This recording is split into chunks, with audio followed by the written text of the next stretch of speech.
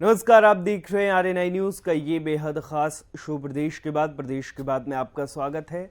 मैं हूं आपके साथ गुफरान खान। प्रदेश की बात में आज बात करेंगे महाराष्ट्र की सियासत पर। शिवसेना के संस्थापक बाला साहब ठाकरे अपने दौर में महाराष्ट्र के सबसे प्रभावशाली नेताओं में से एक थे।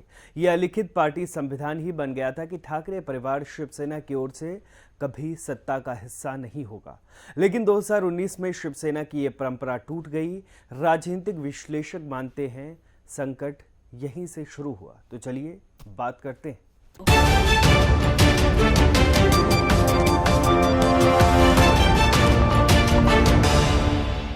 भाजपा को कमलाबाई कहने वाले बाला साहब ठाकरे अक्सर अपनी शर्तों पर ही काम करने के लिए जाने जाते थे, लेकिन एक चीज वो हमेशा दूर रहे, वो थी सत्ता।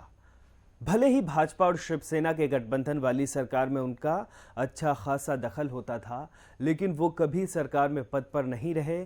यहां तक कि यह अलिखित पार्टी संविधान ही बन गया था।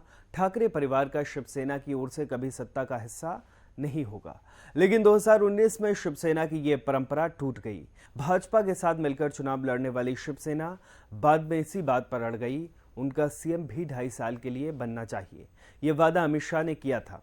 इसी बात पर दोनों दलों के बीच तनाव इस कदर बढ़ा कि शिवसेना ने राह ही अलग कर ली और दशकों तक जिस कांग्रेस और एनसीपी से टकराव रहा, उनके साथ मिलाकर महाविकास अघाड़ी गठबंधन बना। कहा जाता है इस गठबंधन की पहली शर्त ही यही थी, उद्धव ठाकरे ही कमान संभाले।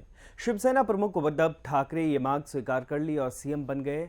मौजूदा हालातों में यह माना जा रहा है कि उनका सीएम बनना और फिर बेटे आदित्य ठाकरे का मंत्री बनना ही शिवसेना में नाराजगी की वजह बना। दरअसल एकनाथ शिंदे खुद को सीएम पद के दावेदार मानते थे। उन्हें ये पद नहीं मिला और वरिष्ठ मंत्री के तौर पर जो उनकी पकड़ थी, वो आदित्य ठाकरे के बढ़ते दखल के चलते कमजोर होती चली गई। इस तरह ठाकरे परिवार के सत्ता का हिस्सा बनने से दूर रहने की परंपरा टूटी तो फैमिली आलोचना से परे भी नहीं रह सकी।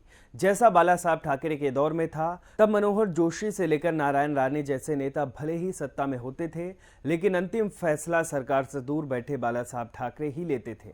राजनीतिक विश्लेषकों का माने तो सीएम उद्धव ठाकरे की छवि पिता की तरह जादुई नहीं रही। इसके अलावा सत्ता को स्वीकार करके उन्होंने ठाकरे फैमिली के सत्ता से दूर रहने के नैतिक संदेश को भी खत्म कर दिया। इससे शिव सैनिकों के बीच ठाकरे फैमिली का वो रुतबा नहीं रहा जो बाला साहब के दौर में होता था। एकनाथ शिंदे की बगावत से भी अहम बात यह है, उनके पास करीब 40 विधायकों का समर्थन है।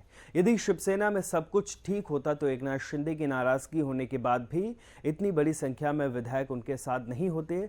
साफ है कि शिवसेना में सीएम उद्धव ठाकरे के कामकाज और गठबंधन को लेकर गहरा संतोष है।